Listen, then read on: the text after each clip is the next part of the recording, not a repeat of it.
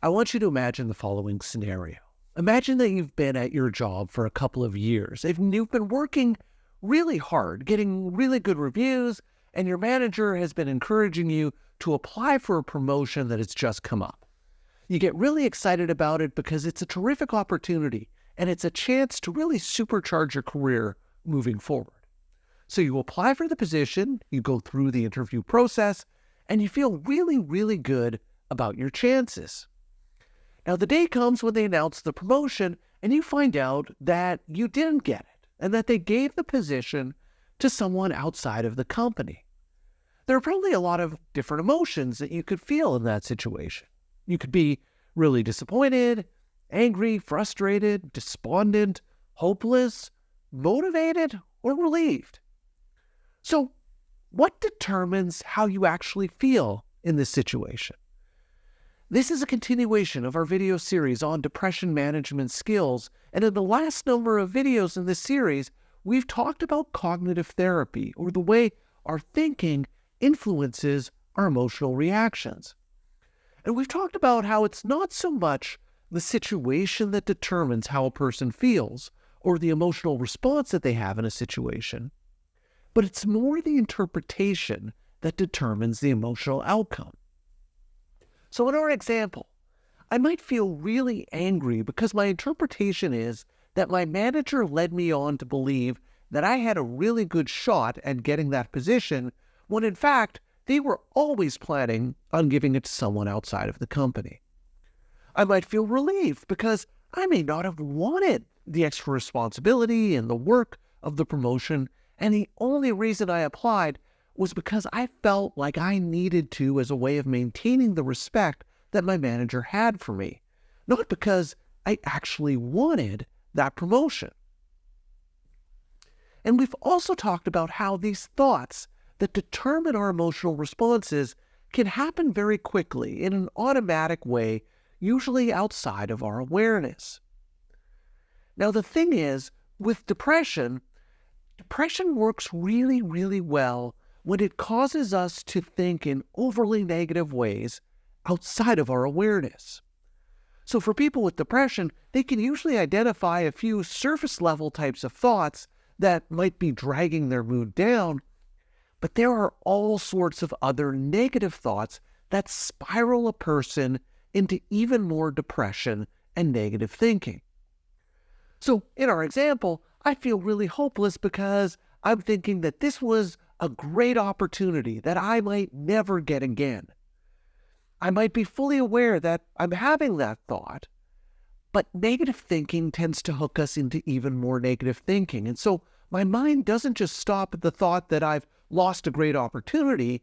Instead, my mind tells me that I'm never going to get any more of these types of opportunities, that this is just another example of me failing to take opportunities that present themselves, and that I will never be a success, that I'm a complete failure, and that I'm a total loser.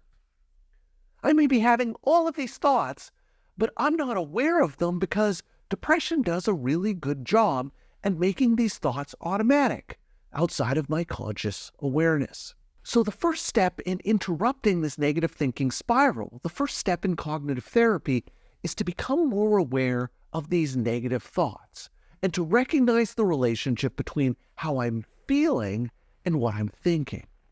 Because when you recognize that you're engaging in overly negative thinking, when you see it happening, well, those negative thoughts, they lose some of their power over how you feel. So if I catch myself thinking that I'm a complete failure and a total loser, I might be able to look at those thoughts and think, this is ridiculous. I've been doing really well at this job and I just happen to not get this promotion, but that doesn't mean I'm a loser and I'm a failure in life. Sometimes just simply being aware of the negative automatic thoughts that you're having can be enough to dismiss them and short-circuit that negative cycle that happens in depression. So that brings up the question of, how does a person become better at recognizing their automatic thoughts? If these automatic thoughts are happening really quickly and outside of my awareness, what can I do to bring them into my awareness and to recognize them when they occur. And to do this, we use a tool called a 3-column thought record. And in the video description below, I'll put a link where you can download a 3-column thought record that you can use to monitor and track your negative automatic thoughts, just like we're going to be talking about. So the 3 columns in our 3-column thought record consist of the situation, the who, what, where, when of what's going on. The second column is what are my emotional responses? What am I feeling in this situation? And the third column is what are my thoughts that I'm having in this situation? So the way you use a 3-column thought record is that when you notice yourself having a strong negative emotional reaction, you want to pull out a thought record and fill in these 3 columns. So the first column is what's happening in the situation, what's going on, who are you with, what time is it, all of the details of what's happening in the situation. Once you've written down the details of the situation, the next step is to write down what are the emotions that you're experiencing in this situation. Now, when we talk about emotions, they can typically be described in one word. So, for example, emotions are things like angry, sad, depressed, frustrated, irritated, scared, panicky, disappointed, those types of things. Now, you can have multiple emotions in a particular situation. So, for example, I can feel sad and disappointed at the same time, but the emotions themselves should be described in one word. If it's more than one word, you're likely not talking about an emotion, but you're more likely talking about a thought that you're having in that situation. So these first 2 columns of the thought record are typically the easiest part of it. The third column is where things get more challenging for people, because this is where you have to think about what you're thinking and write down as many thoughts that you're having in that situation. You want to take some time with this, really try and think about what's going through your mind, almost imagining that it's kind of like a microphone being dropped into your brain and recording everything that you're thinking.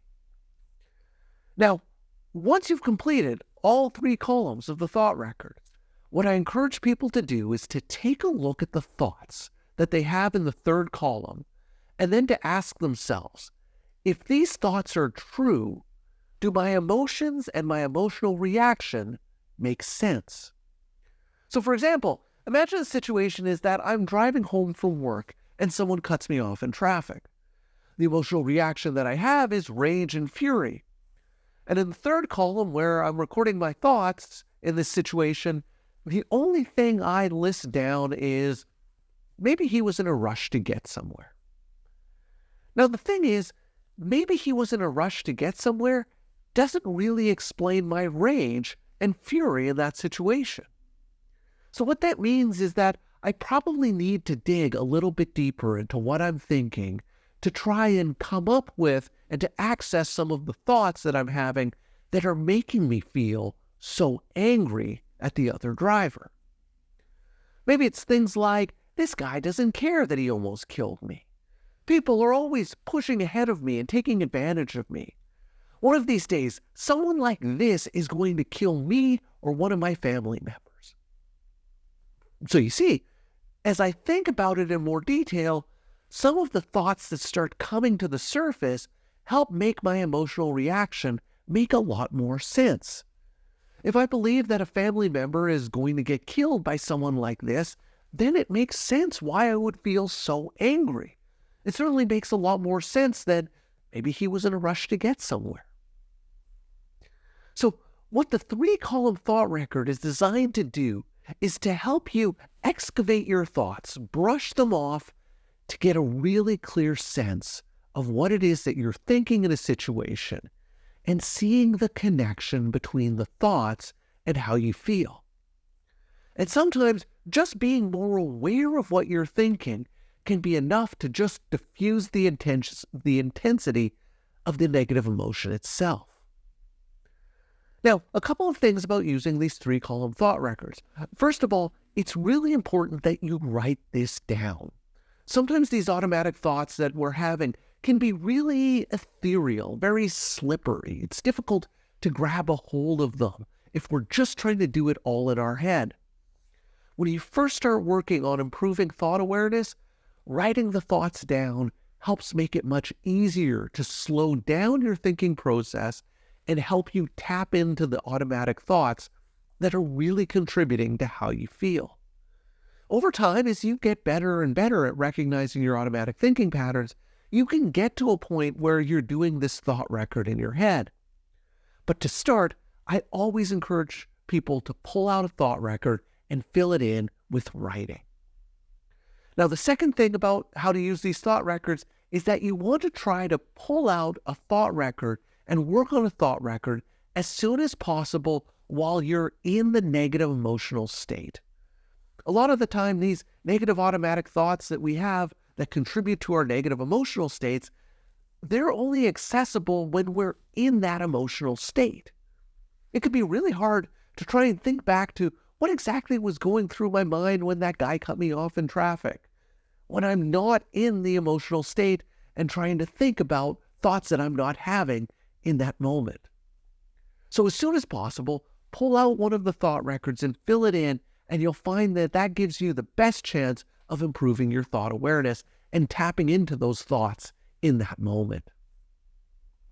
So if we think back to our original model for understanding the relationships between situation, interpretation, and emotional reaction, what we're doing here with this thought record is putting a magnifying glass over the interpretation.